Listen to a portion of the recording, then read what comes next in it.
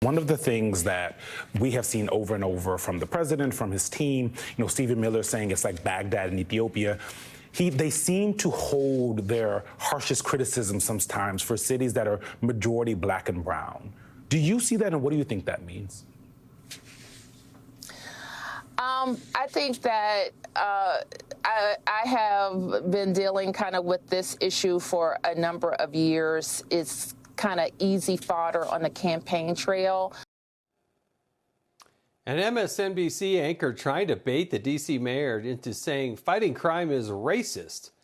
This as unrepentant race baiter Democrat Jasmine Crockett is now saying this.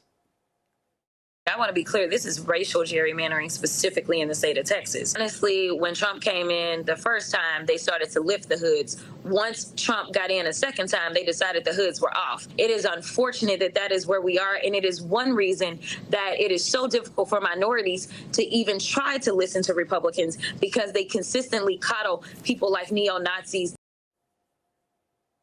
Remember, Democrats thought securing the border was also racist. You cannot just go into a random park in L.A. and arrest brown people. That is unconstitutional. They're going after anybody that is brown, that looks like me. Let's welcome to the show RNC Youth Advisory Council co-chair CJ Pearson. All right, CJ, is fighting crime, is that racist?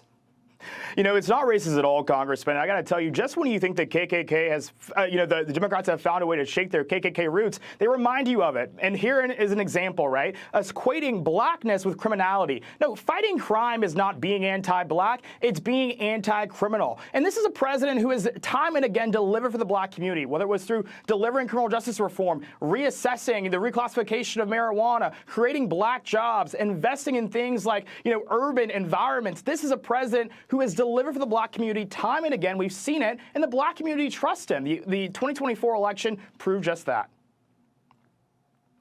Now, a Bravo star is suggesting to ban Trump voters from restaurants. Have a listen to this. I want to get your reaction. I've had it with white people that triple trumped, that have the nerve and the audacity to walk into a Mexican restaurant, a Chinese restaurant, an Indian restaurant, go to perhaps their gay hairdresser. I have had it from top to bottom. Get your fat ass over to Cracker Barrel. What's your reaction to that? I mean, this is not America. What she's talking about. What's your reaction to this? That woman is insane. What would probably surprise her is that a lot of folks that work at that Mexican restaurant voted for President Trump. A lot of people that work at that Asian restaurant, that Chinese restaurant, voted for President Trump. As Hogan Gidley said in the previous segment, President Trump was elected by one of the most diverse coalitions of Americans we have ever seen before. The idea that somehow it is anti-Hispanic to be anti-legal immigration, that it's anti-immigrant to be pro-legal immigrant, is the most preposterous idea. And to have a white liberal woman telling Trump supporters like me that we can't go eat a little bit of a Mexican food or get a quesadilla is insane.